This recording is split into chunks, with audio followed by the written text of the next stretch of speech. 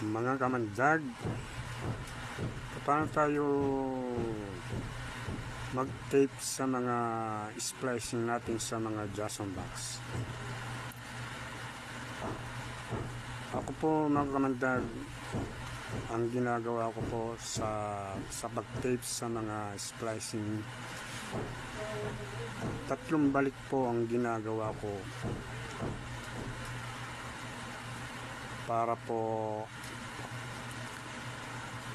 safety po yung mga splicing, wala pong nakalitaw na wire. Minsan po kasi kapag nag-i-splice po tayo sa mga stranded na wire, hindi natin po maiiwasan na mayroon po nakalitaw yung isa na hindi natin po namamalayan.